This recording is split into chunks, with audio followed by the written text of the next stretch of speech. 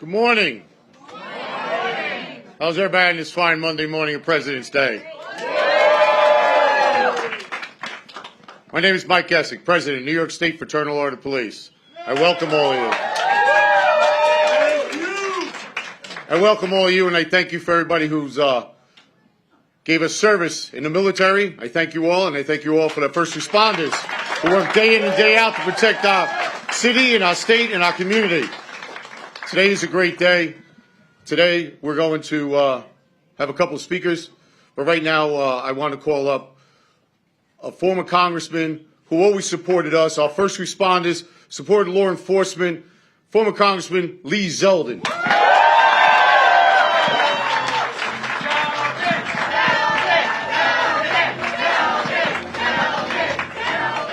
Staten Island, do we love our men and women in blue? You know, this room is filled up with New Yorkers who want safe streets. We want to make sure that our men and women in law enforcement are given all the tools and resources they need to be able to do their job safely and effectively. We want streets that have law-abiding New Yorkers in charge of them as opposed to the criminals.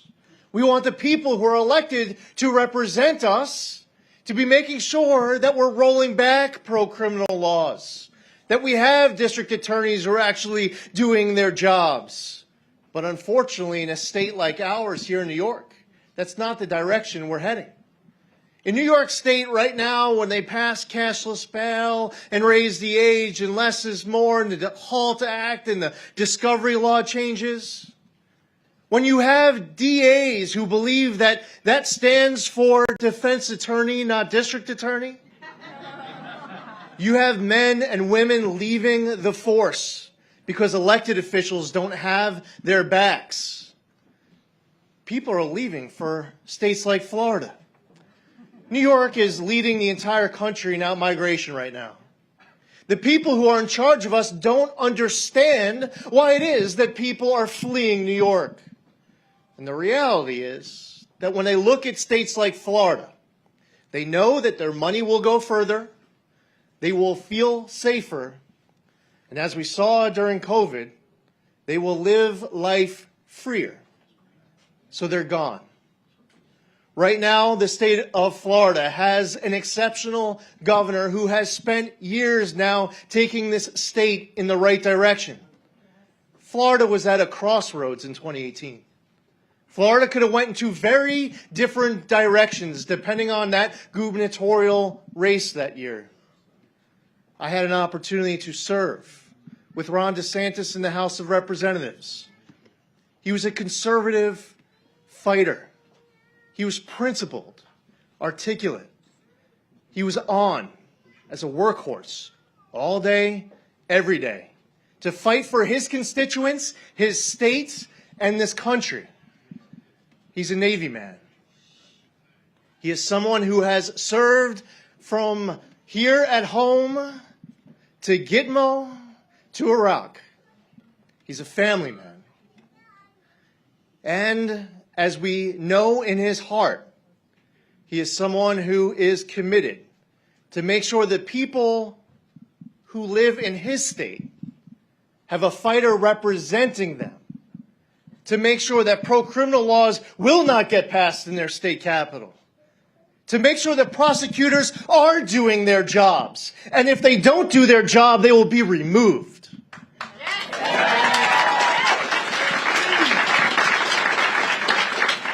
And if you are a law enforcement officer in a state like New York, and you see elected officials and others tying your hands behind your backs, putting the handcuffs on the criminal justice system instead of putting the handcuffs on the bad guys, well, Governor DeSantis will give you a bonus on top of it all if you make that decision to move down to Florida. Ladies and gentlemen, it is our honor here as New Yorkers on Staten Island. where it has been too long since we've been able to hear a voice of a governor who is unapologetically fighting for us and our families to keep us safe, prosperous, and free. But the people of Florida, they know him, and all of America knows him as the greatest governor that we have right now in the United States of America. Give it up for Florida Governor Ron DeSantis.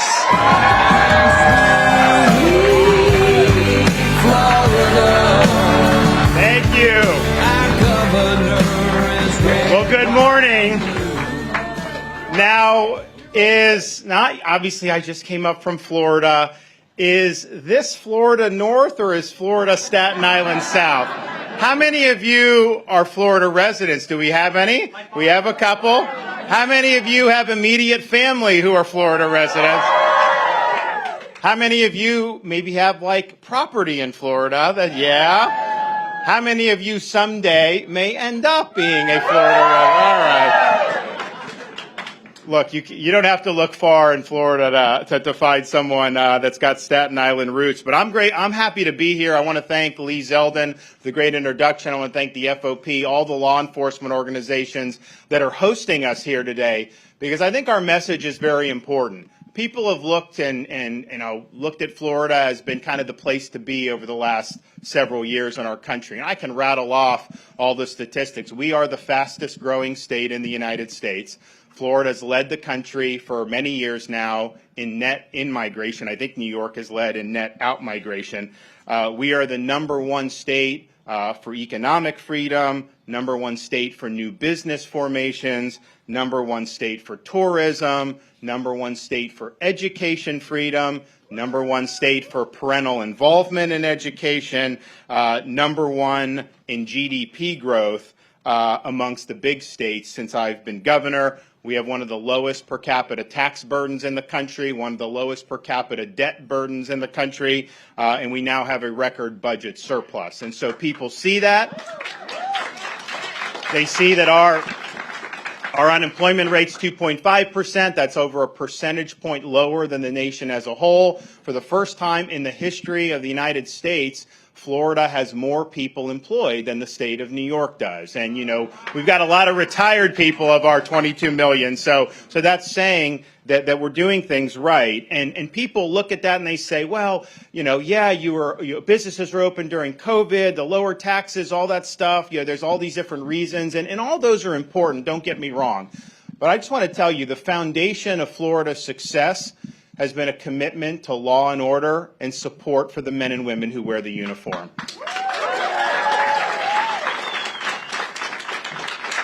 As you see crime that has spiraled out of control in all these areas around our country over the last few years, Florida right now has a crime rate that's at a 50-year low.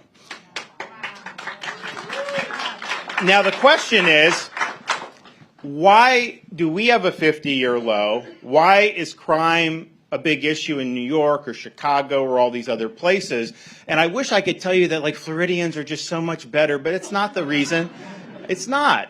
The reason is we support strong policies to keep our communities safe, and we back the blue and we support their mission, and we back it up with money and all kinds of stuff to be able to do it. The reason why you have what you have in some of these other jurisdictions is because they're putting woke ideology ahead of your safety as New Yorkers or as people from Illinois or wherever you have this type of policy taking place. So what have we done in Florida? When they were talking about defunding police and slashing budgets, we said, not on my watch, that's not happening. But we also understood, I've got a state of 22 million people. I got 67 counties. I got all these municipalities. You could have 3 bozos on some city commission do something stupid like that. And, that's not necessarily something that we at that time had control over. So what we did is we passed legislation preventing any local government in Florida from defunding the police. They can try, but we'll put the money back in.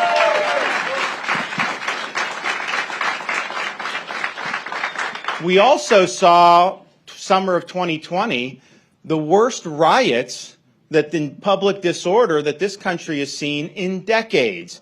And it was really aided and abetted by woke ideologues and these feckless politicians. And so we didn't allow that to happen in the state of Florida. As soon as I saw this start happening in other states, we mobilized the National Guard, we dispatched all our state law enforcement agencies, but we worked hand in hand with police officers in Miami and all these other places, and we said, you are not going to burn down the state of Florida. And so they didn't burn down the state of Florida. So we were able to say, not going to happen.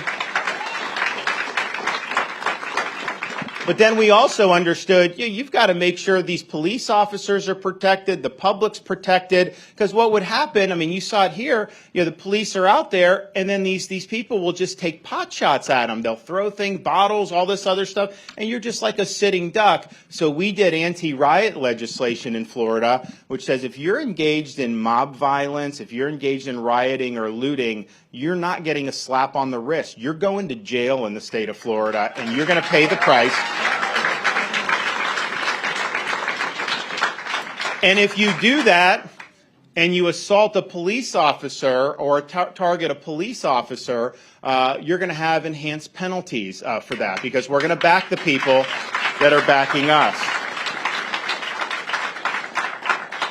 We've also rejected policies like eliminating cash bail and releasing criminals early who haven't even served their full sentences. Those policies we knew would fail, but now we've seen for sure that they have failed. So as all this is going on in these other jurisdictions, as they're slashing police budgets, as they're defunding police, we in the state of Florida did for 2 years in a row, the last 2 years, we did for every municipal, every county, every state law enforcement officer, we did $1,000 bonuses 2 years in a row to show that not only are we not going to defund you, we're going to support you. And that was unique in the country.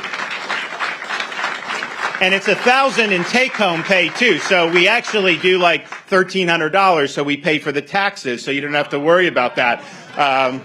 Do police here in Stat, you guys have to pay city income tax, too, for police? Yes? Yeah. No, we don't want the add to the tax burden. So we did that. And as Lee mentioned, we saw an opportunity because morale had never been lower amongst people wearing the uniform. And yes, New York, you guys know, but like Seattle, all these other places, you had people that were quitting, you had people that were retiring early. So we in Florida saw an opportunity to say, wait a minute, these are some of the best trained police officers in the country. We have a growing state, we've got availability, and we want to recruit the best. And so we created a program that if you come from out of state in one of these agencies and you go any agency in Florida, city, county, state, you get a $5,000 signing bonus right off the top to show that we value your service and that your service is going to be meaningful for our communities. But we also do other benefits. So in Florida, we have a lot of school choice. So K through 12, all low-income families can get a scholarship and they can go to the school of their choice. We've moved it up more and more middle-income families. We're probably going to expand that in this next legislative session. But there has been an income limitation. Well, for police officers in Florida, if you are active duty police or law enforcement, it doesn't matter what your household income is. There's no cap. You get to go and get these scholarships, and you can send your kid to the school of their choice. And so that's been huge for so many law enforcement.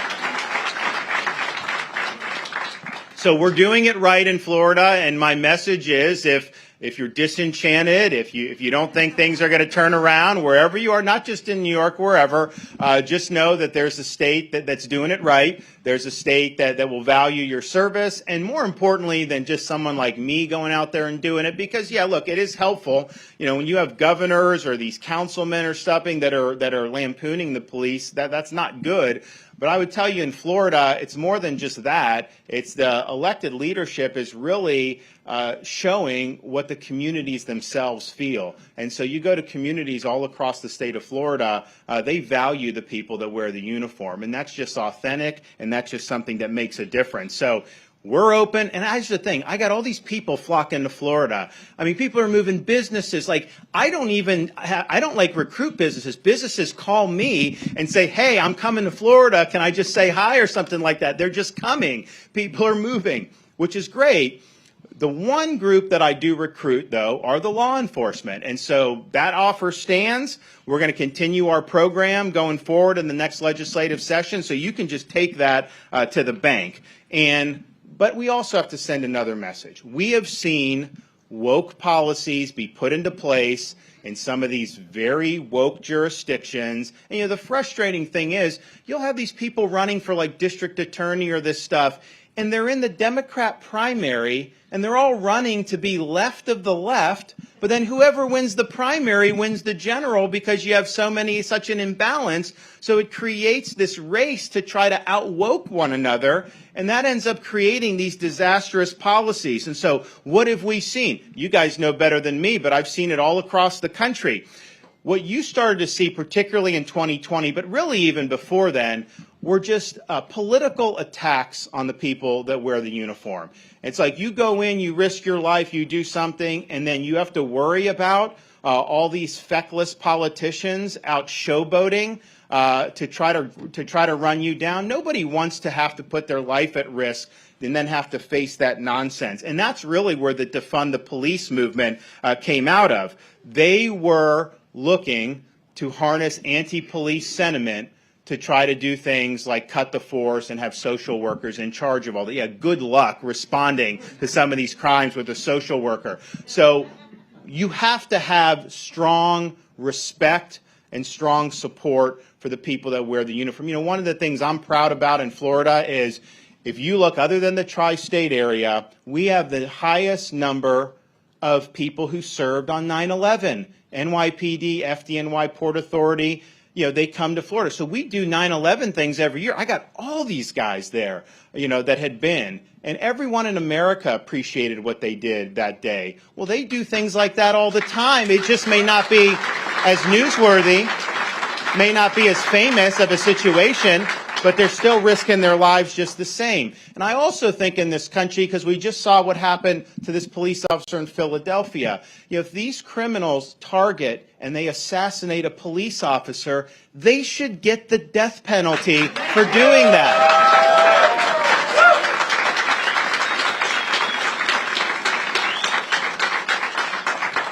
So let's get communities all across this country to recognize the vital role that the people that wear the uniform play.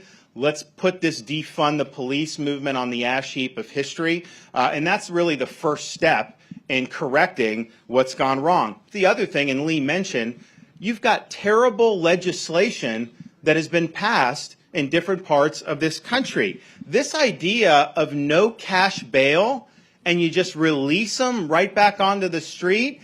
And I read that New York is the only state that doesn't allow judges to consider when they're making a bail determination whether someone's a danger to the community. That's like one of the most important things that you need to be considering when you're making these bail determinations. So here you are in uniform, having to risk your life to go in these situations. You apprehend a criminal, bring them in, and then they just release them.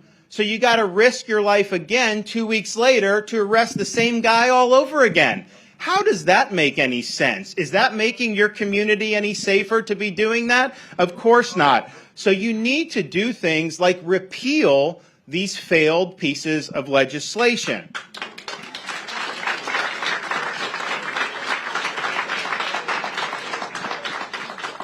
One of the things I was really excited about when Lee was running and I got to come up, we were in Long Island one night with him, a huge crowd and everything. Honestly, like if you didn't have so many Republicans move to Florida, they would have all voted for. I mean, it's tough.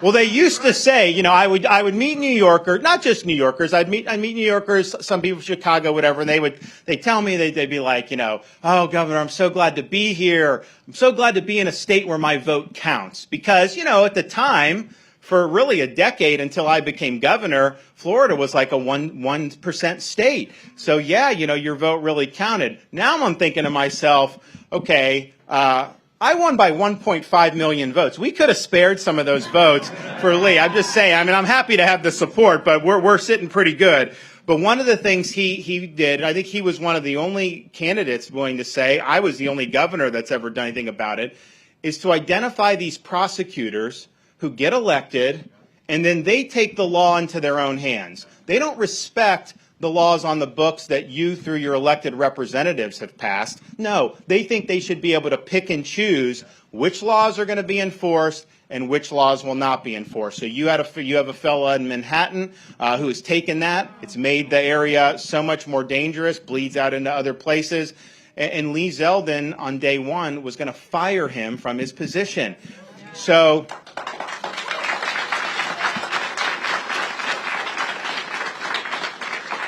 you've seen it not just here, you've seen it all over the country, San Francisco, Los Angeles. They get in and they say, we are going to reform criminal justice by nullifying laws that we don't like. Well, the results in San Francisco have been disastrous, in Los Angeles have been. When I have people moving from Los Angeles to Florida because of safety, I mean, it used to be people would move to California. They never left. Now, in the last 4 or 5 years, they now leave California and they suffer net out migration. And that's one of the major reasons why. And it's public safety is a huge part of this because it is making the communities more dangerous. But it's also about, are we a constitutional system based on the rule of law? Or is it just the rule of one woke prosecutor that happens to get elected with George Soros' campaign contributions?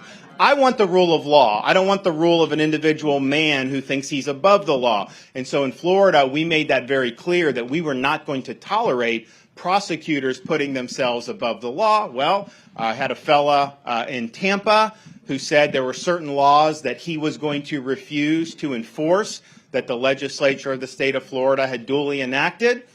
And so I removed him from his post.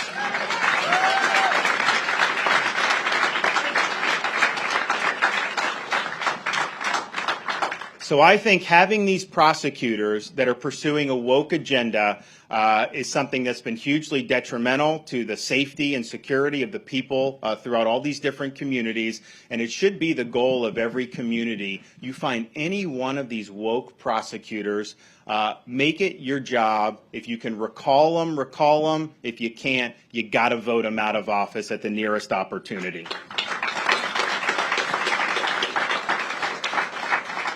Another thing that we've done in Florida, which usually doesn't get tied in with law enforcement, but I think there is a connection, is we really work hard to make sure that we have a K through 12 school system that parents can have confidence in, that you know as a parent you send your kid to school in Florida and that child will get an education, not a political indoctrination. And so we fought,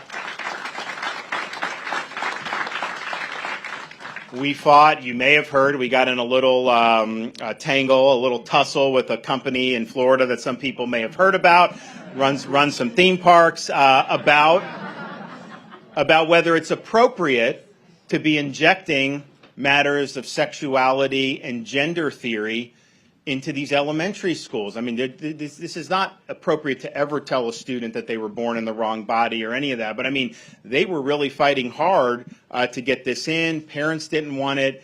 We stood up. We won that fight. And as a result,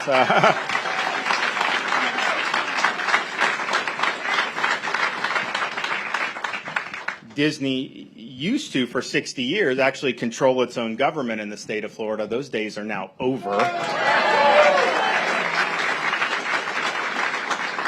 But you see they want to get things like gender ideology. We have stuff with critical theory where they basically will take a kid, comes in 6 years old, and they'll say, okay, you're white, you're an oppressor, or you're to blame for something that happened 200 years ago just because you share the same color as someone that may have done something. And so we fought critical theory across the board, and you hear sometimes about that. What some people don't know, some of this critical theory, they actually are teaching kids to demonize and to hate law enforcement. They will teach these kids that law enforcement are looking to mow down innocent people, and they're creating, I think, a hatred for people that wear the uniform that is simply unacceptable. So not only in Florida do we not do the critical theory, what we've done is we've established programs where the school districts can have students go and work with law enforcement and be able to see what's going on firsthand. What do they see? They don't see anything that should be demonized. What they end up seeing are people that are working hard,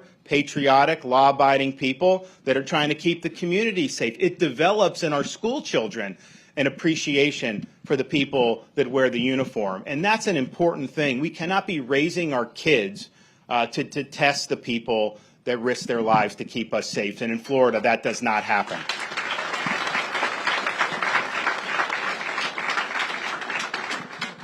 So I know I will see some of you in Florida at some point in the near or sometime in the future, and we welcome. I will say, though, I mean, there's certain parts of Florida that are very, very crowded this time of year. Good luck getting a dinner reservation in Naples in February or in some of these places in Southeast Florida. But we welcome everyone that wants to come to serve in law enforcement. But I think even more important, because like as much as I'm proud that Florida is doing well, I want the country to do well. I want all of these communities to do well.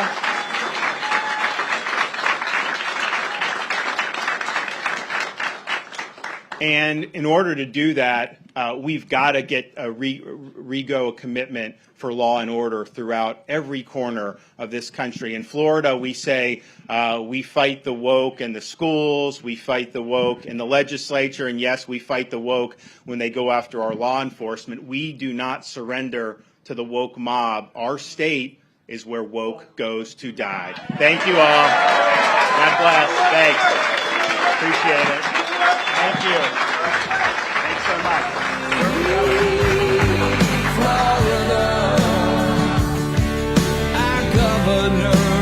Red, white, and blue. Oh, down in sweet Florida, he's shooting us straight, telling us the truth. Yeah, that's right.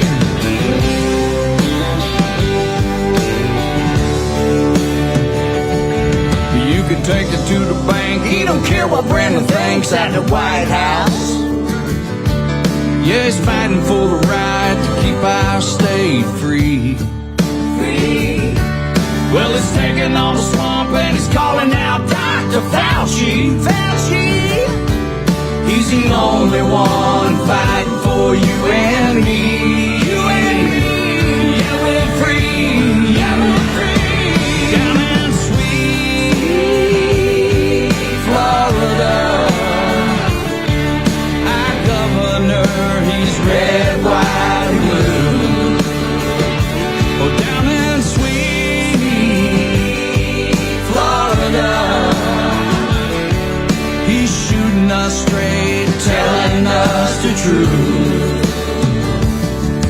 Well, we ain't been locked down, we still have our freedom. We can still see our friends and family. Oh, our kids are in school and we can go to church on Sunday. And it's all because DeSantis knows how to lead.